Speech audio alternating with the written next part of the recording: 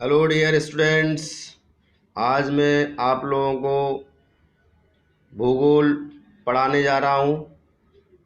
Chapter 2 one एवं वन्य जीव संसाधन। वन क्या है और वन्य जीव संसाधन, वन में रहने वाले जीवों को संसाधन के तौर पर रखा गया है। वन्य जीव संसाधन, वन्य जीव संसाधन। तो सबसे पहले हम पढ़ेंगे कि भारत में वनस्पति जात और प्राणी जात। यदि आप आसपास नज़र दौड़ाते हैं तो आप पाएंगे कि कुछ ऐसे प्राणी और पौधे हैं जो आपके क्षेत्र में ही पाए जाते हैं। वास्तव में भारत और जैव विविधता के संदर्भ में विश्व के सबसे समृद्ध देश में से एक है।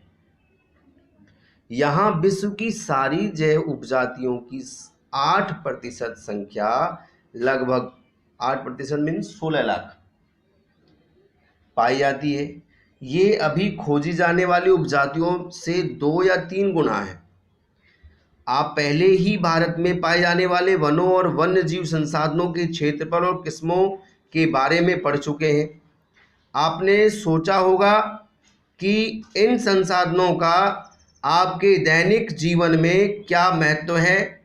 ये विविध वनस्पति जात और प्राणी जात हमारे रोज के जीवन में इतने उलझे हुए हैं कि हम इसकी कद्र नहीं करते, परंतु पर्यावरण के प्रति हमारी असंवेदना के कारण पिछले कुछ समय से इन संसाधनों पर भारी दबाव बढ़ा है। जैसे कुछ उपजातियां हैं। भारत में 10% वनस्पति जात और 20% स्तनधारियों को लुप्त होने का खतरा है। इनमें से कई उपजातियां तो नाजुक अवस्था में है और लुप्त होने की कगार पर है। इनमें चीता, गुलाबी सिर वाली बतख, पहाड़ी कोयल और जंगली चित्तेदार उल्लू और मधुका इनसिग्निस महुआ की जंगली किस्म है, और हुवर्डिया हेप्टान्यूरोन घास की प्रजाति है जैसे पौधे शामिल हैं। वास्तव में कोई भी नहीं बता सकता कि अब तक कितनी प्रजातियां लुप्त हो चुकी हैं। आज हमारा ध्यान अधिक बड़े और दिखाई देने वाले प्राणियों और पौधों के लुप्त होने पर अधिक केंद्रित है, परंतु छोटे प्राणी जैसे कीट और पौधे भी महत्वपूर्ण होते हैं। इनके बारे में कोई भी जानने की कोशिश नहीं करता है। अब लुप्त होते वन, कौन कौन से वन जो हैं लुप्त हो गए हैं। भारत में जिस पैमाने पर वन कटाई हो रही है वह विचलित कर देने वाली बात है। देश में वन आवरण के अंतर्गत अनुमानित 79.42 मिलियन हेक्टेयर क्षेत्रफल है। यह देश के कुछ भौगोलिक क्षेत्रफल का 24.16% हिस्सा है। सघन वन 12.2%, खुला वन 9.14% और mangrove 0.14%। State of forest report, ये 2015 के अनुसार मैं बता रहा हूँ। अब कौन कौन से IUCN एक संस्था है, अंतर्राष्ट्रीय प्राकृतिक संरक्षण और प्राकृतिक संसाधन संरक्षण संघ जैसे कहते हैं। अब कौन कौन से ये जातियां हैं, सामान्य जातियां कौन सी हैं, संकटग्रस्त जातियां कौन सी हैं, तो इसके बारे में थोड़ा पढ़ेंगे, समझाऊंगा मैं आप लोगों को। सामान्य जातियां ये वे जातियां हैं जिनकी संख्या जीवित रहने के लिए सामान्य मानी जाती है, जैसे पशु, साल, चीड़ और कृदंत जैसे रोडेंटिड्स इत्यादि। अब ये संकटग्रस्त जातियां हैं, ये वे जातियां हैं जिनके लुप्त होने का खतरा है। यहाँ तो सामान्य है और यहाँ लुप्त होने का खतरा है। जिन विषम परिस्थितियों के कारण इनकी संख्या कम हुई है, यदि वे जारी रहती तो इन जातियों का जीवित रहना कठिन है, जैसे काला हिरण, मगरमच्छ, भारतीय जंगली गधा, गेंडा, शेर पूंछ वाला बंदर, संगाई, मणिपुरी हिरण इत्यादि इस प्रकार की जातियों के उदाहरण हैं। ये संकटग्रस्त जातियां हैं, यानी लुप्त होने की कगार पर है। संकटग्रस्त मतलब जिसके पर विपत्ति पड़ने वाला है या पड़ चुका है, उसको कहते हैं संकटग्रस्त जातियां। नेक्स्ट, सुवेद जातियां। ये वे जातियां हैं जिनकी संख्या घट रही है।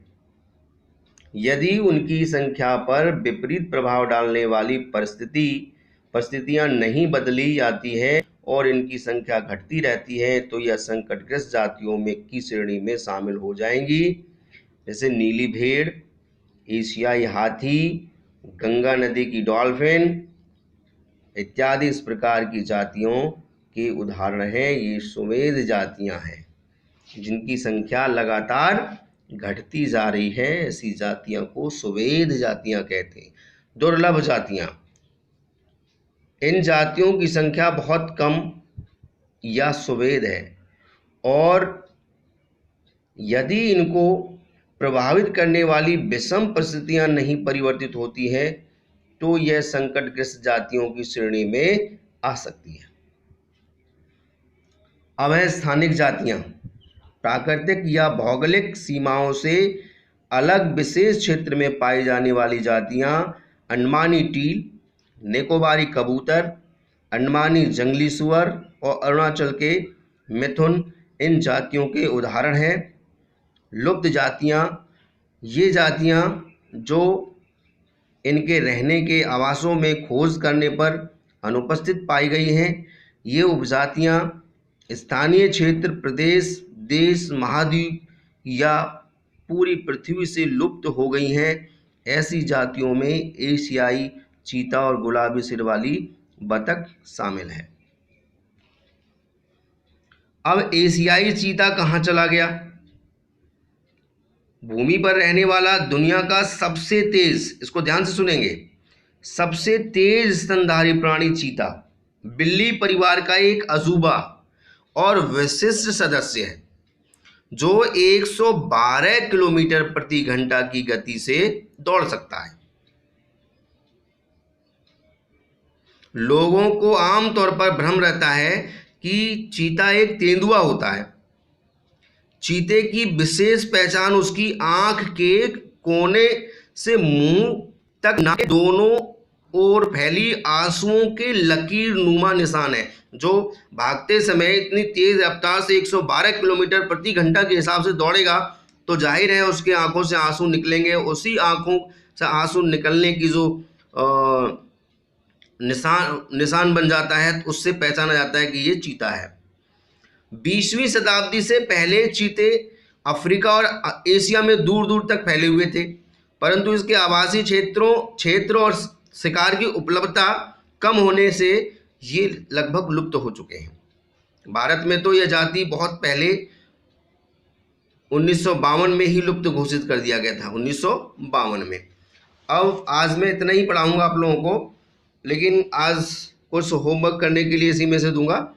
जैसे आपको ये जितनी भी दिख रही हैं, मैंने लाइन कर दिया है हेडिंग: सामान्य जातियाँ, संकटग्रस्त जातियाँ और सुवेद जातियाँ, दुर्लभ जातियाँ, स्थानिक जातियाँ, लुप्त जातियाँ और ये एशियाई चीता के बारे में मैंने पढ़ाया था अभी।